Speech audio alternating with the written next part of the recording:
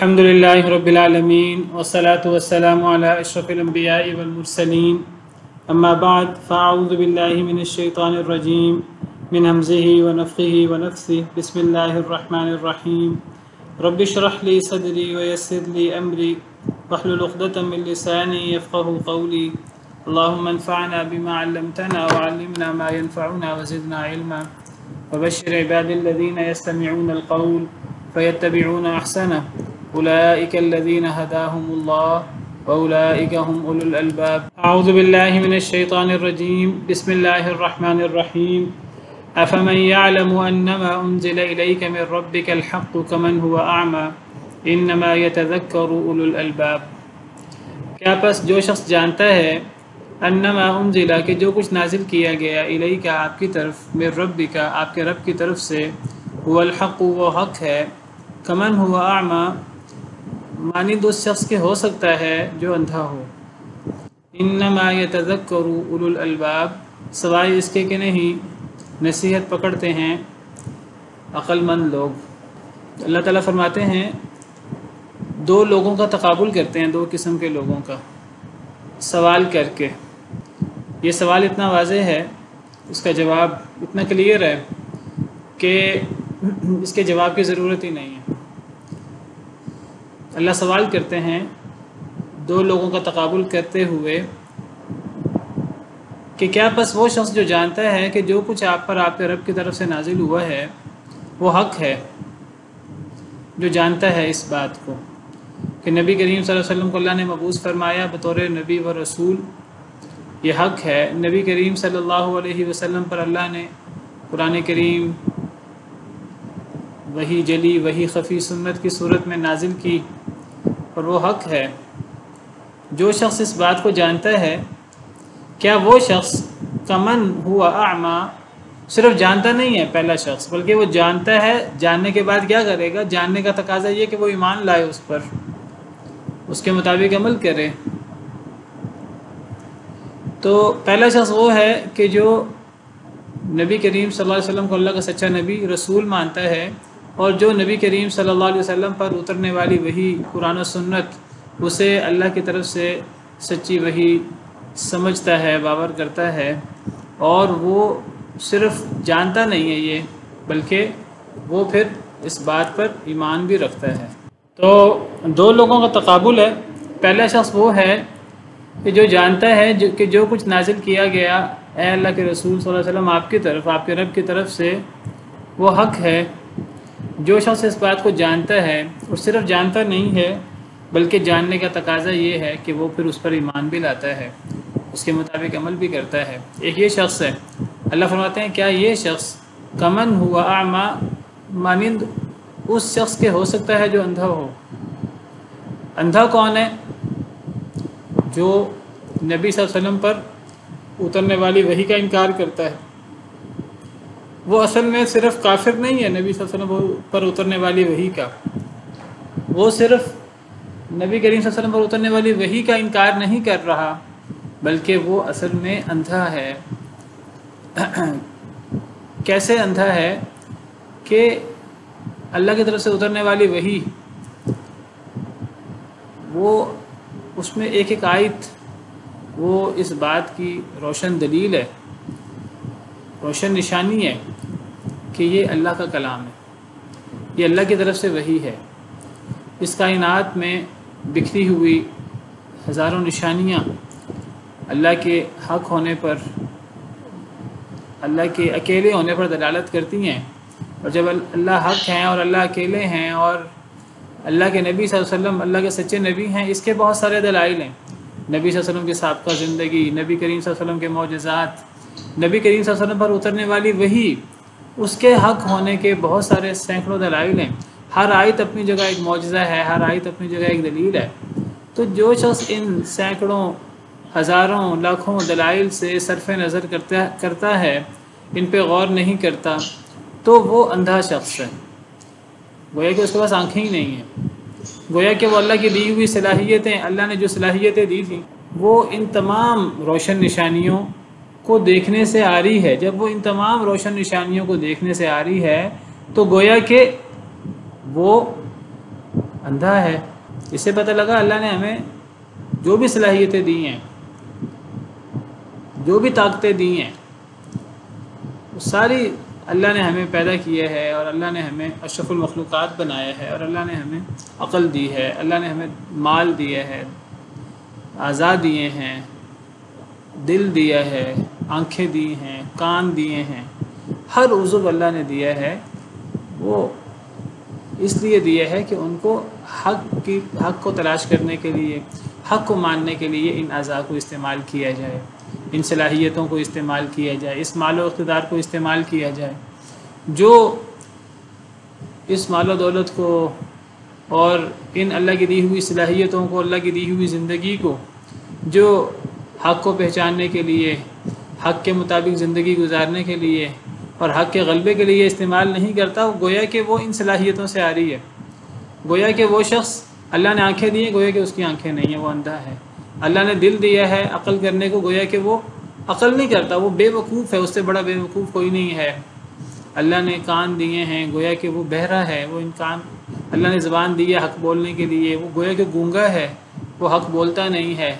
اللہ نے انسان بنایا ہے، گویا کہ ایسا شخص انسان ہی نہیں ہے، اشرف المخلوقات ہی نہیں ہے، ایسا شخص تو پھر اندھا، ایسا شخص تو پھر جانور ہے، جانوروں سے بھی بدتر ہے۔ اولئک کالانعام بل هم اضل، یہ لوگ جانوروں کی طرح ہیں بلکہ یہ اس سے بھی زیادہ گمراہ ہیں۔ اولئک هم الغافلون، یہ لوگ غافل ہیں۔ ایسا شخص تو انسان کیا، جانور کیا، زندہ کہلانے کے بھی لائق نہیں ہے۔ ایسا شخص تو مردہ ہے، مرا ہوا ہے ایسا شخص تو اللہ تقابل کر رہے ہیں، کیا پس وہ شخص جو جانتا ہے کہ جو کچھ نبی کریم صلی اللہ علیہ وسلم پر ان کے رب کی طرف سے نازل کیا گیا ہے وہ حق ہے، اور پھر اس کے مطابق ایمان لاتا ہے، کیا یہ شخص اس شخص کے مانند ہو سکتا ہے جو اندھا ہے؟ کیا بینا اور نابینا برابر ہو سکتے ہیں؟ کیا ایمان لانے والا اور کافر برابر ہو سکتے ہیں؟ ایک طرف اللہ نے حق کو جاننا اور حق پر ایمان لانا، اس کو پیش کیا ہے مومن، اور ایک طرف اللہ نے نبینے کی بات کی ہے۔ نبینے سے مراد جو اس حق کو پہچاننے سے قاصر ہے، گویا کہ اس کے پاس آنکھیں ہی نہیں ہیں۔ یہ صلاحیتیں جو اللہ نے دی ہیں، وہ ان صلاحیتوں کو استعمال نہیں کر رہا، تو گویا کہ وہ شخص ہے جو منکر ہے نبی صلی اللہ علیہ وسلم کی رسالت کا، نبوت کا اور آپ پر اترنے والی وحی کا، چاہے وہ یہودی ہو، چاہے وہ عیسائی ہو، چاہے وہ غیر مسلم ہو، مشرک ہو، جو بھی ہو، یہ دونوں لوگ برابر نہیں ہو سکتے۔ اللہ سوال کر رہے ہیں کہ کیا یہ شخص اس شخص کے مانند ہو سکتا ہے جو اندھا ہو؟ یہ ایک سوال ہے، یہ دو لوگ برابر ہو سکتے ہیں؟ اس کا جواب موجود نہیں ہے۔ اس کا جواب کیا ہے؟ اس کا جواب اتنا واضح ہے کہ لا، کبھی بھی نہیں، یہ دونوں لوگ کبھی بھی برابر نہیں ہو سکتے، ان کا برابر ہونا محال ہے۔ یہ جمع بین النقیضین ہے، دو متضاد چیزوں کو اکٹھا ہونا ہے اگر ان دونوں کو برابر کر دیا جائے۔ تو اللہ نے سوال کیا اور سوال کا جواب نہیں دیا، اس لیے کہ جواب بہت واضح ہے۔ ایک مسلمان، ایک اللہ کو رب ماننے والا اور اللہ کو واحد معبود ماننے والا، ایک شخص جو نبی کریم صلی اللہ علیہ وسلم کی رسالت پر ایمان رکھتا ہے، نبی کریم صلی اللہ علیہ وسلم پر اترنے والی ہر قسم کی وحی کی تصدیق کرتا ہے، وہ شخص کیسے برابر ہو سکتا ہے ایک کافر شخص کے؟ کافر شخص، کافر ہونا کوئی ہلکی بات نہیں ہے۔ ہم بعض دفعہ کہتے ہیں فلاں شخص کوئی بہت بڑا مسئلہ نہیں ہے اس کے اندر، بس وہ ایمان نہیں لایا، مومن نہیں ہے، لیکن وہ بے ضرر ہے۔ مومن نہیں ہے، یہودی ہے، عیسائی ہے، ہندو ہے، مشرک ہے، لیکن وہ کوئی بہت زیادہ مخالف نہیں ہے، وہ کوئی بہت بڑے بڑے جرم نہیں کرتا، بس اس کا ایک ہی جرم ہے، وہ ہر لحاظ سے اچھا ہے، ہر لحاظ سے اس کا مزاج اچھا ہے، بس اس کا ایک ہی مسئلہ ہے کہ وہ ایمان نہیں لایا۔ وہ غیر مسلم تو ہے لیکن بڑے اچھے اخلاق کا ہے، وہ غیر مسلم تو ہے، یہودی عیسائی تو ہے، لیکن بڑا ہی وہ دھیان رکھنے والا ہے، ہمدرد ہے۔ تو یاد رکھیے کہ کافر ہونا چھوٹی بات نہیں ہے، بہت بڑی بات ہے۔ ایک بندہ مسلمان ہو کے، اگر ایک بندہ مسلمان ہے، مشرک نہیں ہے، موحد ہے، اور مسلمان ہونے کے ساتھ ساتھ اس میں بڑی خرابیاں ہیں، چوری کرتا ہے، ڈاکہ مارتا ہے، قتل و غارت کرتا ہے، یہ بڑے بڑے گناہ ہیں، کبیرہ گناہ ہیں۔ اس کے باوجود ایک شخص کا مسلمان ہونا یہ بہت بڑی چیز ہے۔ ایک شخص کافر ہے، مسلمان نہیں ہے، لیکن اس کے اندر یہ بڑے بڑے گناہ نہیں ہیں، چوری ڈاکہ اور بڑے بڑے گناہ نہیں ہیں، لیکن اس کا کفر اتنا بڑا عیب ہے کہ وہ سب عیبوں سے بڑا عیب ہے۔ اور یہ بات ہمیں بہت اچھے طریقے سے سمجھ لینی چاہیے۔ ایک کافر شخص جتنا بڑا اللہ رسول کی توہین کرنے والا ہے،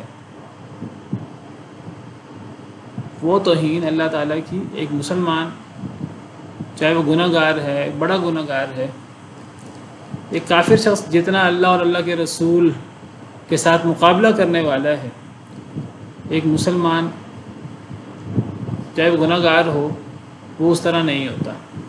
ان الذین یحادون اللہ ورسولہ اولئک فی الاذلین، اللہ فرماتے ہیں سورہ مجادلہ میں، جو لوگ اللہ اور اللہ کے رسول کے ساتھ محادہ کرتے ہیں، اللہ اور اللہ کے رسول کی مخالفت کرتے ہیں، یعنی کافر ہیں، یہ لوگ سب سے ذلیل لوگ ہیں۔ یعنی کسی کا کفر یہ سب سے بڑا اس کا اللہ کی نافرمانی، کسی کا شرک یہ اس کا سب سے بڑا گناہ ہے، یہ چوری ڈاکے قتل سے بھی بڑا گناہ ہے، کوئی چھوٹی چیز نہیں ہے۔ جو بندہ اللہ رسول پر ایمان رکھتا ہے، قرآن کریم پر، وحی پر ایمان رکھتا ہے، اس پر ایمان لاتا ہے، وہ اور ایک کافر شخص کبھی برابر نہیں ہو سکتے۔ ایک ایمان والے سے ہمارا ولا کا تعلق ہوگا، چاہے وہ ظلم و زیادتی بھی کرنے والا ہو، اور ایک کافر سے ہمارا البرا کا تعلق ہوگا، الولا والبرا، اس سے ہمیں بیزاری کا اظہار کرنا ہوگا، چاہے وہ ظاہری طور پر ہمارا ہمدردی کیوں نہ ہو۔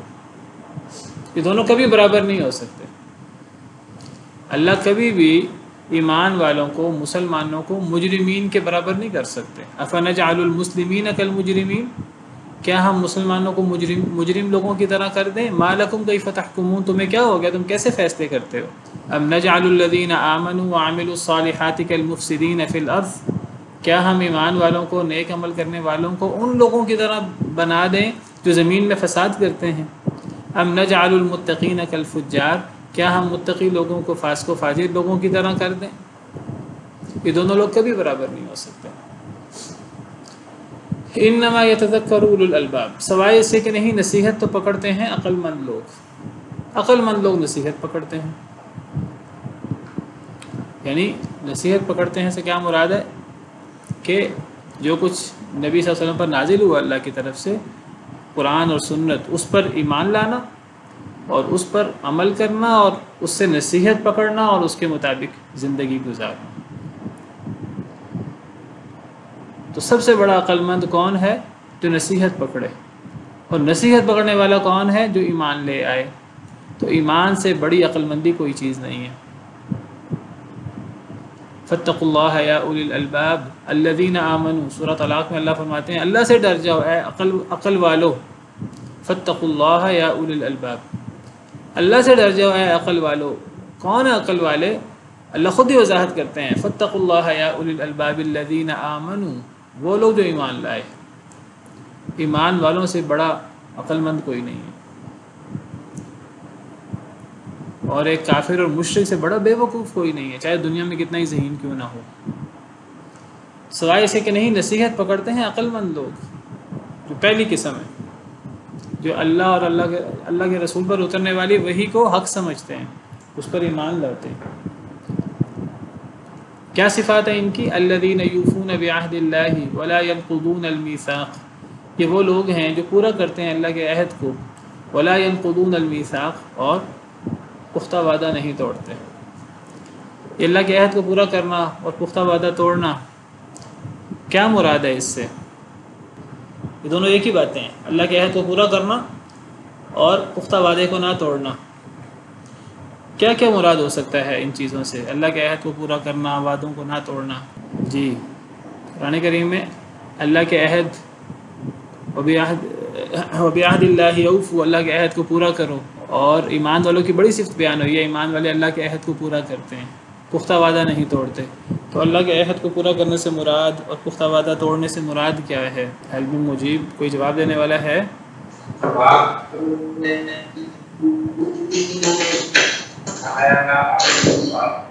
السلام علیکم سر۔ وعلیکم السلام ورحمۃ اللہ۔ جی سر، اس سے مراد یہ ہو سکتا ہے کہ الذین یوفون بعہد اللہ کے ساتھ عہد تو عہد رسط ہے، لیکن ولا ينقضون المیثاق جو ہے وہ بندوں کا اپنے پیسے وعدے توڑتے نہیں ہیں۔ اللہ کے عہد کو پورا کرنا اور پختہ وعدہ نہ توڑنا، اس سے عہد الست مراد ہو سکتا ہے کہ اللہ نے جو ہم سے توحید کا وعدہ لیا تھا، ہمیں پیدا کرنے سے پہلے ہمیں روحوں کی صورت میں پیدا کیا گیا، حضرت آدم کی پشت سے نکالا گیا، اللہ نے سب سے عہد لیا کہ اللہ کو ہی ہم رب سمجھیں گے، اللہ ہی کی عبادت کریں گے اور اللہ کے ساتھ کسی کو شریک نہیں ٹھہرائیں گے، جس کو عہد الست کہتے ہیں، الست بربکم۔ تو یہ عہد مراد ہو سکتا ہے، تو اس عہد کو پورا کرنا چاہیے، توحید یعنی شرک نہ کرنا۔ اور ولا ينقضون المیثاق سے مراد اسی عہد کو وہ نہیں توڑتے، وہ اس عہد کو پورا کرتے ہیں یعنی شرک نہیں کرتے، اور وہ اللہ کے عہد کو پورا کرتے ہیں یعنی توحید کو۔ ایک معنی یہ ہے۔ دوسرا معنی الذین یوفون بعہد اللہ ولا ينقضون المیثاق، اس سے مراد جب اللہ تعالیٰ کسی قوم میں نبی کو مبعوث کرتا ہے، نبی مقرر کر دیتا ہے کہ لوگوں میں سے فلاں شخص میرا نمائندہ ہے، میرا نبی ہے، میرا رسول ہے، اسے میں نے بطور نبی رسول میں نے منتخب کر لیا ہے، تو گویا کہ اس قوم کا اللہ کے ساتھ آٹومیٹک ایک عہد قائم ہو جاتا ہے۔ یعنی نبی قوم میں آتا ہے، نبی کے قوم میں نبوت کا دعویٰ کرنے کا مطلب ہی کیا ہے کہ اس کی اطاعت کی جائے۔ جس طرح اللہ فرماتے ہیں سورہ نساء میں وما ارسلنا من رسول الا لیطاع باذن اللہ، ہم نے کوئی رسول نہیں بھیجا، سورہ نساء کی آیت ہے، مگر صرف اس لیے تاکہ اللہ کے حکم سے اس کی اطاعت کی جائے۔ تو نبی اپنے آپ کو ڈکلیئر کرنے کا اور نبی کا دعویٰ کرنے کا مطلب یہ ہے کہ اگر ہم اسے سچا نبی مانتے ہیں تو ہم اس کے مطیع ہوں گے، ہم اللہ کے ساتھ ایک عہد میں بندھ جاتے ہیں کہ اللہ کے حکم سے ہم اس نبی کی اطاعت کریں گے۔ جس طرح اللہ تعالیٰ سورہ حدید میں فرماتے ہیں وَقَدْ أَخَذَ مِيثَاقَكُمْ إِن كُنتُم مُؤْمِنِينَ وَمَا لَكُمْ لَا تُؤْمِنُونَ بِاللَّهِ وَالرَّسُولُ يَدْعُوكُمْ، سورہ حدید آیت نمبر 8۔ تمہیں کیا ہو گیا، تم اللہ کے ساتھ ایمان نہیں لاتے اور رسول تمہیں پکارتا ہے تاکہ تم اپنے رب پر ایمان لاؤ۔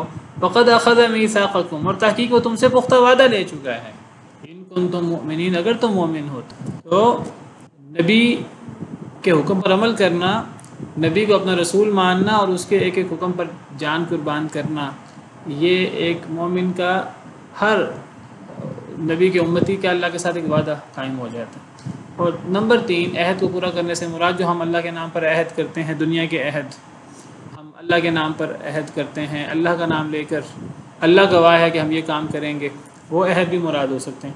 تو یہ 3 تفسیریں عام طور پر عہد کی جاتی ہیں، اور یہ ایک بڑی صفت ہے ایمان والوں کی، اللہ کے عہد کو پورا کرتے ہیں اور وعدہ نہیں توڑتے۔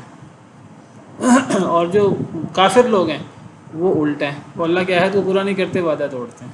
اللہ پھر ان کی مزید صفات بیان کرتے ہیں نیک لوگوں کی۔ پہلی صفت اللہ نے یہ بیان کی کہ ایک تو یہ نبی صلی اللہ علیہ وسلم پر جو کچھ نازل ہوا ہے اس کو یہ جانتے ہیں، اس کو حق جانتے ہیں اور اس پر ایمان رکھتے ہیں، اور یہ عقل مند لوگ ہیں اور یہ نصیحت پکڑتے ہیں۔ پھر اللہ نے فرمایا کہ یہ لوگ وہ ہیں جو اللہ کے عہد کو پورا کرتے ہیں، پختہ وعدہ نہیں توڑتے۔ پختہ وعدہ توڑنے سے مراد اور اللہ کے عہد کو پورا کرنے سے مراد یا عہد الست ہے، یا نبی جب کسی قوم میں مبعوث ہوتا ہے تو اللہ کا اس قوم کے ساتھ ایک عہد قائم ہو جاتا ہے، تو اس عہد کو پورا کرنے کا مطلب یہ کہ نبی کی ہر بات مانی جائے۔ جو نبی کی نافرمانی کرے گا تو وہ یا تو اللہ کی طرف سے فتنے کا شکار ہوگا یا پھر دردناک عذاب کا شکار ہوگا۔ فَلْيَحْذَرِ الَّذِينَ يُخَالِفُونَ عَنْ أَمْرِهِ أَن تُصِيبَهُم فِتْنَةٌ أَوْ يُصِيبَهُم عَذَابٌ أَلِيمٌ، جو لوگ نبی صلی اللہ علیہ وسلم کے حکم کی خلاف ورزی کرتے ہیں انہیں ڈر جانا چاہیے کہ کہیں وہ فتنے کا شکار نہ ہو جائیں، کہیں انہیں دردناک عذاب نہ آ لے۔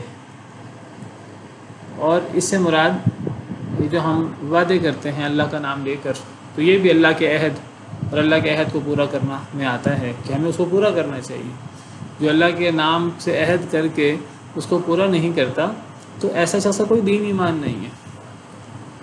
نبی صلی اللہ علیہ وسلم کا ارشاد ہے، آپ نے فرمایا لا ایمان لمن لا امانۃ له ولا دین لمن لا عہد له۔ اپنے ہر خطبہ میں نبی صلی اللہ علیہ وسلم یہ فرمایا کرتے تھے کہ جو بندہ امانت میں خیانت کرتا ہے، امانت کا دھیان نہیں کرتا، اس کا کوئی دین ایمان نہیں ہے، اور جو بندہ عہد کی پاسداری نہیں کرتا اس کا کوئی دین نہیں ہے۔ اسی طرح قرآن میں اللہ نے نیک لوگوں کی صفات بیان کی، مومنوں کی، والذین هم لاماناتهم وعہدهم راعون، وہ لوگ جو اپنی امانتوں اور اپنے عہد کی رعایت رکھتے ہیں۔ آگے اللہ نے فرمایا مزید صفات نیک لوگوں کی کیا ہیں، عقل مند لوگوں کی کیا ہیں، والذین یصلون ما امر اللہ به ان یوصل، وہ لوگ جو ملاتے ہیں اسے جسے اللہ نے ملانے کا حکم دیا، ویخشون ربهم، اور وہ ڈرتے ہیں اپنے رب سے، ویخافون سوء الحساب، اور وہ ڈرتے ہیں برے حساب سے۔ وہ لوگ جو ملاتے ہیں اسے جسے اللہ نے ملانے کا حکم دیا، اللہ نے جسے ملانے کا حکم دیا اسے ملاتے ہیں، کیا مراد ہے اس سے؟ صلہ رحمی، رشتہ داروں سے حسن سلوک۔ اللہ نے اسے ملانے کا حکم دیا، اللہ نے کس کس چیز کو ملانے کا حکم دیا؟ ایک تو اللہ نے رشتوں کو ملانے کا حکم دیا، صلہ رحمی، رحم کو ملانے کا حکم دیا، اور ایک تو اس میں صلہ رحمی آ جاتی ہے رشتہ داروں سے حسن سلوک۔ رشتہ داروں سے حسن سلوک سے کیا مراد ہے؟ کوئی ہم سے اچھا سلوک کرے تو ہم اس سے اچھا سلوک کریں، یہ کیا مراد ہے؟ وعلیکم السلام۔ نہیں، جو ہم سے برا سلوک کرے تو ہم پھر بھی اس کے ساتھ اچھا سلوک کریں تو پھر وہ صلہ رحمی ہے۔ یہ صلہ رحمی، وہ تو ہم کرتے ہی ہیں۔ صلہ رحمی یہ ہے کوئی ہم سے برا سلوک کرے تو ہم اچھا سلوک کریں، ورنہ کوئی ہم سے اچھا سلوک کرے ہم جواب میں اچھا سلوک کریں تو یہ صلہ رحمی نہیں ہے، یہ تو برابر کا بدلہ ہے، یہ کوئی صلہ رحمی نہیں ہے۔ صلہ رحمی یہ ہے لیس الواصل بالمکافئ، نبی صلی اللہ علیہ وسلم کا ارشاد ہے، آپ نے فرمایا کہ اچھے سلوک کے جواب میں اچھا سلوک کرنے والا یہ صلہ رحمی کرنے والا نہیں ہے۔ صلہ رحمی کرنے والا کیا ہے کہ جو آپ سے کٹے آپ اس سے جڑیں، جو آپ سے برا سلوک کرے آپ اس سے اچھا سلوک کریں، یہ ہے صلہ رحمی۔ صل من قطعک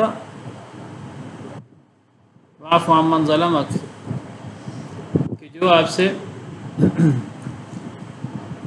کٹے آپ اسے صلہ رحمی کریں، جو آپ پہ ظلم کرے آپ اس کو معاف کر دیں۔ کہ واعط من حرمک، جو آپ کو نہ دے اس کو آپ دیں۔ لیس، اسی بخاری کے حدیث ہے، لیس الواصل بالمکافئ، صلہ رحمی یہ نہیں ہے کہ آپ برابر کا سلوک کریں، کوئی آپ سے اچھا کرے تو آپ اچھا کریں، کوئی برا کرے تو آپ برا کریں۔ ہم لوگ آج بڑے فخر سے کہتے ہیں بھئی میں بڑا سیدھا شخص ہوں، مجھ سے کوئی نرمی کی توقع نہ رکھو، میں بڑا سیدھا سادہ شخص ہوں، کوئی اچھا معاملہ کرے گا ہم اچھوں کے ساتھ اچھے ہیں اور ہم بروں کے ساتھ برے ہیں، ہم اینٹ کا جواب پتھر سے دیتے ہیں، یہ کوئی خوبی نہیں ہے۔ خوبی کیا ہے کہ کوئی آپ سے اچھا سلوک کرے آپ اچھا سلوک کریں، کوئی برا سلوک کرے آپ پھر بھی اچھا سلوک کریں۔ وَلَكِنَّ الْوَاصِلُ الَّذِي إِذَا قُطِعَتْ رَحِمُهُ وَصَلَهَا، صلہ رحمی کرنے والا وہ ہے جب قطع رحمی کی جائے تو پھر وہ صلہ رحمی کرے۔ اس میں ایک تو یہ بات آتی ہے کہ وہ لوگ جو ملاتے ہیں جسے اللہ نے ملانے کا حکم دیا، اس میں ایک تو یہ قطع رحمی جو کرے آپ اسے صلہ رحمی کریں یہ آتا ہے، لیکن یہ لفظ بڑا عام ہے کہ وہ لوگ جو ملاتے ہیں اسے جسے اللہ نے ملانے کا حکم دیا۔ کیا اللہ نے صرف رشتہ داری کو ملانے کا حکم دیا ہے؟ کیا اللہ نے صرف صلہ رحمی کا حکم دیا ہے کہ اللہ نے کچھ اور چیزوں کو بھی ملانے کا حکم دیا ہے؟ اللہ نے کس کس چیز کو ملانے کا حکم دیا ہے؟ جی کون بتائے گا؟ دیکھیے یعنی ہم لوگ بعض دفعہ اس کو خاص کر دیتے ہیں رشتہ داری کے ساتھ، تو کیا اللہ نے صرف رشتہ داری کو ملانے کا حکم دیا ہے؟ غیر رشتہ دار ہے اس کے ساتھ صلہ رحمی نہیں کرنی چاہیے، اس کے ساتھ اچھا سلوک نہیں کرنا چاہیے۔ آپ کہیں گے کہ غیر کے ساتھ صلہ رحمی کیسے؟ صلہ رحمی کا مطلب ہی رشتہ دار کے ساتھ، یہاں صلہ رحمی کا ذکر نہیں ہے، یہاں صلہ کا ذکر ہے، ملانے کا، یہاں رحم کا ذکر ہے ہی نہیں۔ آپ اس سے مراد لے لیں کہ اللہ نے تو رحم کو ملانے کا حکم دیا، اگرچہ یہاں لفظ رحم موجود نہیں ہے۔ رحم سے مراد رشتہ داری ہوتی ہے، خونی، یہاں ویسے رحم کا لفظ موجود نہیں ہے۔ آپ اسے رحم مراد لے لیں، صلہ رحمی، رحم کو ملانا یعنی رشتہ داری کو کا دھیان کرنا۔ لیکن کیا اللہ نے صرف رشتہ داری کا دھیان رکھنے کا حکم دیا ہے؟ اللہ نے غیر رشتہ دار کے ساتھ حسن سلوک کرنے کا حکم نہیں دیا، اللہ نے اس کا بھی حکم دیا ہے۔ اللہ نے غیر رشتہ دار کے ساتھ بھی یعنی اچھا سلوک کرنے کا حکم دیا۔ کیا نبی صلی اللہ علیہ وسلم صرف رشتہ داروں کے ساتھ اچھا سلوک کرتے تھے؟ جب نبی صلی اللہ علیہ وسلم پر پہلی وحی اتری اور آپ پریشان تھے کہ میں زندہ نہیں بچوں گا، تو سیدہ خدیجہ رضی اللہ تعالی عنہا نے آپ کی کیسے دلجوئی کی تھی، اور یہ واقعہ نبی صلی اللہ علیہ وسلم کی نبوت سے پہلے کا ہے۔ اور اس کے بعد تو آپ زیادہ ان چیزوں پر کاربند ہو گئے کہ آپ مہمان نوازی کرتے تھے، رشتہ دار کی بھی غیر رشتہ دار کی بھی۔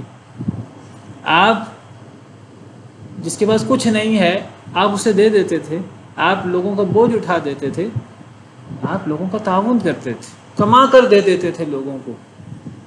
اور یہ چیز صرف رشتہ داروں کے ساتھ نہیں تھی، غیر رشتہ داروں کے ساتھ بھی تھی، مسافر کے ساتھ بھی، ہمسائے کے ساتھ بھی۔ اب ہمسایہ ہے، کیا اللہ نے ہمسائے کا دھیان رکھنے کا حکم نہیں دیا؟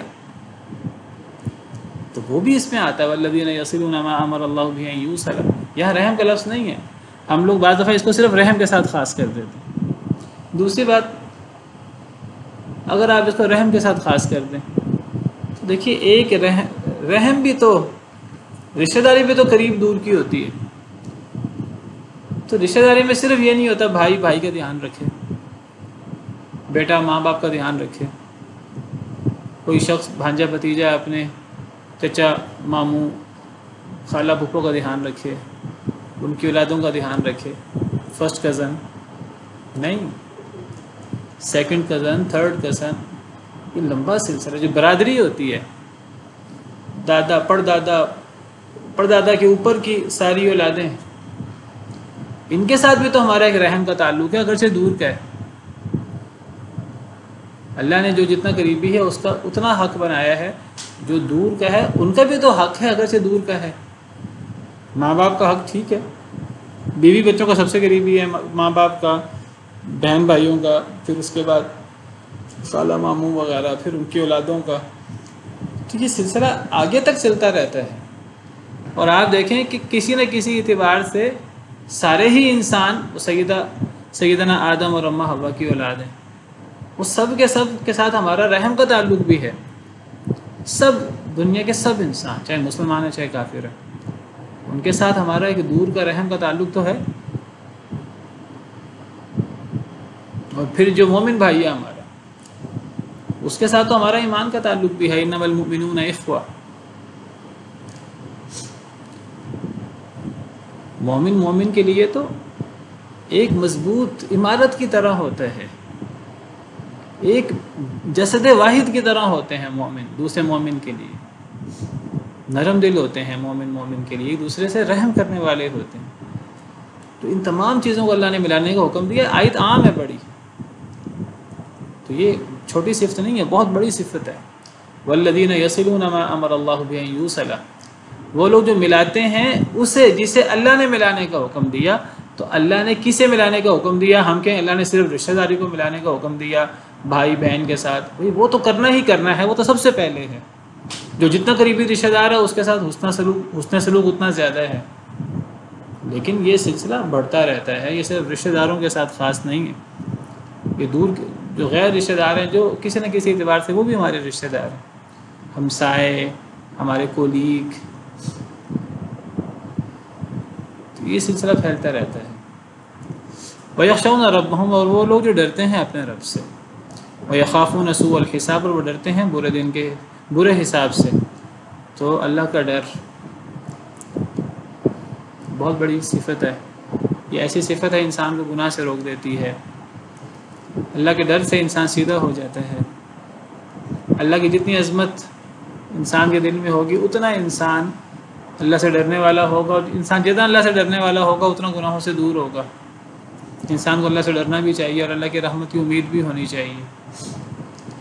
اللہ کا ڈر ایسی چیز ہے جو انسان کو گناہ سے دور رکھتا ہے۔ اگر اللہ کا ڈر ختم ہو جائے تو ایک انسان جتنا مرضی اللہ سے محبت کا دعویٰ کرے، اگر ڈر ختم ہو جائے تو وہ انسان گناہوں سے نہ بچ سکے۔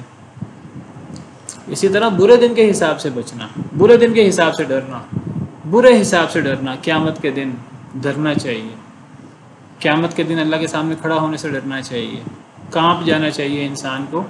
وہ منظر ذہن میں لا کر جب انسان اللہ کے سامنے کھڑا ہوگا، اللہ سورہ مطففین میں فرماتے ہیں الا یظن اولئک انہم مبعوثون لیوم عظیم، یہ جو لوگ ماپ تول میں کمی کرتے ہیں، کیا انہیں گمان نہیں ہے کہ یہ دوبارہ اٹھائے جائیں گے مرنے کے بعد، ایک بڑے دن کے لیے انہیں اکٹھا کیا جائے گا۔ یوم یقوم الناس لرب العالمین، جس دن لوگ رب العالمین کے سامنے کھڑے ہوں گے، وہاں حساب کتاب ہوگا، ایک ایک بندے سے حساب لیا جائے گا، اعمال پیش کیے جائیں گے، چھوٹے بڑے اعمال وہ سب کو نظر آ رہے ہوں گے۔ اعمال نامہ ہر ایک کا اس کے ہاتھ میں ہوگا، اور اس اعمال نامے میں نہ کوئی بڑی نیکی ہے گناہ، چھوٹی نیکی ہے گناہ، ہر چیز اس میں حاضر ہوگی، ایک ایک چیز ریکارڈنگ کے ساتھ، ثبوتوں کے ساتھ، دلائل کے ساتھ موجود ہوگی۔ تو اللہ سے ڈرنا چاہیے، برے حساب سے ڈرنا چاہیے۔ اور جب انسان اللہ سے ڈرتا ہے، برے دن کے حساب سے ڈرتا ہے، یہ در حقیقت اللہ پر ایمان اور قیامت پر ایمان میں سے ہے، تو پھر انسان گناہوں سے دور ہو جاتا ہے۔ بعض لوگ کہتے ہیں نہیں ہمیں تو ہم اللہ سے ڈر کر نیکی نہیں کرتے، ہم جنت جہنم کی وجہ سے نیکی نہیں کرتے، ہم تو اللہ کی محبت میں نیکی کرتے ہیں۔ یہ کوئی دینی تصور نہیں ہے۔ بعض لوگ بڑی نیکی سمجھتے ہیں اس کو۔ اگر ہم نیکی کرتے ہیں، اگر ہم گناہ سے بچتے ہیں، تو ہم صرف یہ اللہ کی محبت میں کرتے ہیں، ہم اللہ سے ڈر کی وجہ سے یا ثواب کی امید میں یہ کام نہیں کرتے۔ یہ چیز فطرت کے خلاف ہے۔ اللہ نے ہمیں سے حکم ہی نہیں دیا۔ اللہ نے ہمیں جو حکم دیا ہے، اللہ نے حکم دیا ہے کہ ایک انسان ثواب کی امید رکھے، اللہ کی رحمت کی امید رکھے، اللہ کی جنت کی امید رکھے، اللہ سے ڈرے، برے حساب سے ڈرے، جہنم سے ڈرے، جہنم کے عذاب سے ڈرے۔ اللہ نے قرآن کریم میں جہنم کا ذکر کیوں کیا ہے؟ قیامت کی ہولناکیوں کا ذکر کیوں کیا ہے؟ ایک انسان کو دنیا میں کسی کے ساتھ نیکی کرنی ہے، کہ دنیا میں کسی سے برا سلوک نہیں کرنا۔ کیوں نہیں کرنا؟ اللہ سے ڈرتے ہوئے اور آخرت کے دن کی ہولناکی سے ڈرتے ہوئے۔ یہ ایمان والوں کی نشانی ہے۔ سورہ دہر میں اللہ فرماتے ہیں وَيُطْعِمُونَ الطَّعَامَ عَلَى حُبِّهِ مِسْكِينًا وَيَتِيمًا وَأَسِيرًا۔ نیک لوگوں کی صفت کیا ہے کہ وہ کھانے کھلاتے ہیں لوگوں کو۔ وَيُطْعِمُونَ الطَّعَامَ، سورہ دہر، سورہ انسان بھی کہتے ہیں، آیت نمبر 8۔ وہ کھانے کھلاتے ہیں اللہ کی محبت میں، مسکین کو، یتیم کو، قیدی کو۔ اور کیوں کھانا کھلاتے ہیں؟ انما نطعمکم لوجہ اللہ، وہ کہتے ہیں ہم تمہیں اللہ کی رضا کے لیے کھانا کھلا رہے ہیں، ہم اللہ کو خوش کرنا چاہتے ہیں۔ لا نرید منکم جزاء ولا شکورا، ہم تم سے نہ کوئی بدلہ چاہتے ہیں، نہ تم سے شکریہ چاہتے ہیں۔ ہمیں تمہارا شکریہ کہنا بھی، ہمیں اس کی ضرورت نہیں ہے۔ جب کوئی شخص اللہ کے لیے کام کرتا ہے، اسے لوگوں کے شکریہ اور لوگوں کے جزاک اللہ کہنے کی، اور لوگ ان کو بدلے میں ان کے ساتھ اچھا سلوک کریں، لوگوں کو اس کی ضرورت نہیں ہوتی۔ لیکن آپ دیکھیے، ہم میں سے اکثر لوگ کسی سے احسان کرتے ہیں، ہمیں پھر تقاضا ہوتا ہے وہ ہم سے بھی اچھا سلوک کرے۔ ہم کسی سے احسان کرتے ہیں، ہمیں تقاضا ہوتا ہے اس سے کہ وہ جواب میں جزاک اللہ کہے، تھینک یو کہے، وہ جواب میں ہمارا احسان مند ہو۔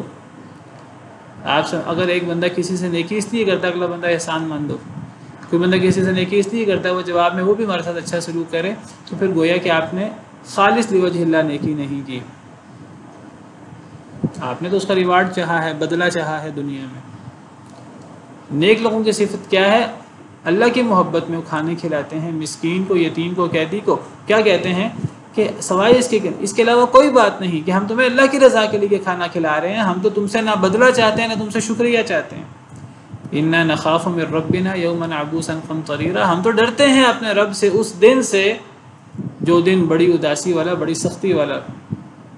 ہم تو قیامت کے دن سے ڈرتے ہوئے تمہیں کھانا کھلا رہے ہیں۔ تو اللہ کی محبت اور اللہ کی رضا جوئی، اللہ کے ثواب کی امید اور اللہ کے عذاب کا ڈر، یہ ایک مومن کو نیکی کرنے پر ابھارتا ہے، گناہوں سے محفوظ رکھتا ہے۔ اور یہ اللہ نے ہمیں تقاضا کیا ہے ہم سے، یہ ہماری فطرت ہے۔ اس فطرت کو چھوڑ کر ہم یہ دعوے کریں نہیں جی ہمیں کسی جنت کی امید نہیں ہے، ہمیں جنت کی طلب بھی نہیں ہے، ہمیں جہنم کا خوف بھی نہیں ہے، ہم تو صرف اللہ کی محبت میں یہ سارے کام کرتے ہیں، تو یہ غیر فطری بات ہے۔ اللہ نے ہم سے اس کا تقاضا نہیں کیا، اللہ نے ہم سے تقاضا ویسا ہی کیا جیسے اللہ نے ہمیں پیدا کیا ہے۔ تو ہمیں اللہ سے ڈرتے ہوئے، اللہ کے عذاب سے ڈرتے ہوئے نیکی کرنی چاہیے، گناہوں سے بچنا چاہیے، اور یہ فطرت ہے۔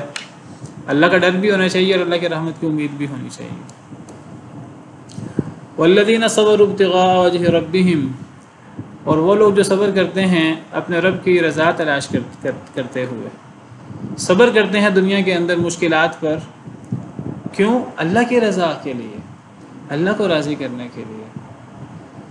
اللہ راضی ہوں گے تو کیا ہوگا؟ نعمتیں ملیں گی دنیا میں بھی اور آخرت میں بھی۔ اللہ کے عذاب سے ہم دور ہوں گے دنیا میں بھی اور آخرت میں بھی۔ ہر چیز اللہ کے لیے کی جائے، اللہ کی رضا کے لیے کی جائے۔ وہ لوگ جو صبر کرتے ہیں اللہ کی رضا تلاش کرتے ہوئے، وَأَقَامُوا الصَّلَاةَ، نماز قائم کرتے ہیں، وَأَنفَقُوا مِمَّا رَزَقْنَاهُمْ سِرًّا وَعَلَانِيَّةً، اور وہ خرچ کرتے ہیں اس سے جو ہم نے انہیں رزق دیا، سِرًّا وَعَلَانِيَّةً، پوشیدہ بھی اور علانیہ بھی، چھپ کر بھی اور ظاہری طور پر بھی۔ وَيَدْرَؤُونَ بِالْحَسَنَةِ السَّيِّئَةَ، اور وہ دور کرتے ہیں اچھائی سے برائی کو۔ بہت بڑی صفت ہے، برائی کا جواب برائی سے دینے کی بجائے برائی کا جواب اچھائی سے دیتے ہیں۔ جو بندہ برائی کا جواب اچھائی سے دیتا ہے تو گویا کہ وہ برائی کو ختم کر دیتا ہے۔ آپ کسی ایسے شخص سے جو آپ کے ساتھ برا کرے، آپ جواب میں اسے اچھا سلوک کریں، کیا وہ آپ سے آئندہ برا سلوک کرنے کا روادار ہوگا؟ نہیں ہوگا، اس سے برائی ختم ہوگی۔ تو وہ برائی کو دور کرتے ہیں، برائی سے نہیں، اینٹ کا جواب پتھر دے کر نہیں، وہ برائی کو دور کرتے ہیں اچھائی سے، نیکی سے۔ ادفع باللتی ہی احسن، برائی کا دفاع اچھائی سے کرو۔ فَإِذَا الَّذِي بَيْنَكَ وَبَيْنَهُ عَدَاوَةٌ كَأَنَّهُ وَلِيٌّ حَمِيمٌ، اچانک وہ شخص کہ اس میں اور تجھ میں دشمنی ہے وہ تیرا گہرا دوست بن جائے گا۔ اور ایسا ہوا، نبی کریم صلی اللہ علیہ وسلم کا اخلاق عالیہ، لوگوں نے تکلیفیں دی، ظلم کیے، برائی کی، آپ نے اچھائی سے جواب دیا، لوگ ایمان لے آئے آپ پر، آپ کے گرویدہ ہو گئے۔ وَيَدْرَؤُونَ بِالْحَسَنَةِ السَّيِّئَةَ، وہ لوگ جو دور کرتے ہیں نیکی سے برائی کو۔ أُولَٰئِكَ لَهُمْ عُقْبَى الدَّارِ، ان لوگوں کے لیے عاقبت ہے گھر کی۔ کیا مطلب عاقبت ہے گھر کی؟ عقبہ کہتے ہیں بعد میں آنے والی چیز، عقب بعد میں آنے والی چیز، یعنی انجام، اور دار گھر، ان لوگوں کے لیے انجام ہے گھر کا۔ کون سا گھر؟ کس گھر کا انجام ہے؟ یعنی آخرت کا گھر، جس کی آگے وضاحت بھی آ رہی ہے، جنات۔ ان کے لیے انجام ہے آخرت کے گھر کا، باغات کا۔ تو یہ صفات ہے نیک لوگوں کی، جن میں اللہ کی رضا کے لیے صبر کرنا، نماز قائم کرنا، اپنے فرائض، سنن، واجبات، شرائط کے ساتھ اللہ کے راستے میں خرچ کرنا۔ خرچ پوشیدہ بھی ہوتا ہے، علانیہ بھی ہوتا ہے۔ زیادہ بہتر پوشیدہ خرچ کرنا ہے، اس کا ثواب زیادہ ہے، جس طرح حدیث میں آتا ہے کہ قیامت کے دن اللہ جن لوگوں کو اپنے عرش کا سایہ دیں گے، جس دن اللہ کے عرش کے علاوہ کسی چیز کا سایہ نہیں ہوگا، تو ان 7 لوگوں میں سے ایک شخص وہ بھی ہوگا کہ دائیں ہاتھ سے خرچ کرے تو بائیں ہاتھ کو معلوم نہ ہو کہ دائیں ہاتھ نے کیا خرچ کیا ہے۔ ایک محاورہ ہے، یعنی انسان اتنا چھپ چھپا کر خرچ کرے کہ انسان دائیں ہاتھ سے خرچ کرے تو انسان کے بائیں ہاتھ کو علم نہ ہو۔ تو پوشیدہ خرچ کرنا زیادہ افضل ہوتا ہے، لیکن علانیہ خرچ کرنا یہ بھی جائز ہوتا ہے اگر اس کے اندر ریاکاری نہ ہو۔ بعض دفعہ علانیہ خرچ کرنا اس کے پیچھے حکمت ہوتی ہے، بعض دفعہ علانیہ خرچ کرنا پوشیدہ خرچ کرنے سے بھی بڑھ جاتا ہے، جب اس سے مقصود لوگوں کو ابھارنا ہو۔ جس طرح اللہ فرماتے ہیں تُبْدُوا الصَّدَقَاتِ فَنِعِمَّا هِیَ، اگر تم صدقات کو ظاہر کر کے دو تو یہ بھی اچھی چیز ہے۔ وَإِن تُخْفُوهَا وَتُؤْتُوهَا الْفُقَرَاءَ فَهُوَ خَيْرٌ لَكُمْ، اور اگر تم اسے چھپا کر دو اور فقیروں کو دو تو یہ تمہارے لیے زیادہ بہتر ہے۔ تو پوشیدہ صدقہ کرنا زیادہ بہتر ہوتا ہے ریاکاری کا ڈر ہو تب تو علانیہ صدقہ کرنا ہی نہیں چاہیے، لیکن علانیہ صدقہ کرنا جائز ہے، اور بعض دفعہ تو علانیہ صدقہ کرنے کے پیچھے اگر نیت ایسی ہو کہ لوگوں کو ابھارا جائے تو بعض دفعہ علانیہ صدقہ کرنا وہ زیادہ بہتر ہوتا ہے۔ تو صدقہ انفاق پوشیدہ بھی ہوتا ہے، علانیہ بھی ہوتا ہے، اور برائی کے جواب اچھائی سے دینا چاہیے۔ ایسے لوگوں کے لیے عاقبت کا گھر ہے، اچھا انجام ہے جنت کی صورت میں۔ اسی پر بس کرتے ہیں، انشاءاللہ 8 بجے والی کلاس میں یہیں سے شروع کریں گے۔ سبحان ربک رب العزت عما یصفون وسلام علی المرسلین والحمد للہ رب العالمین۔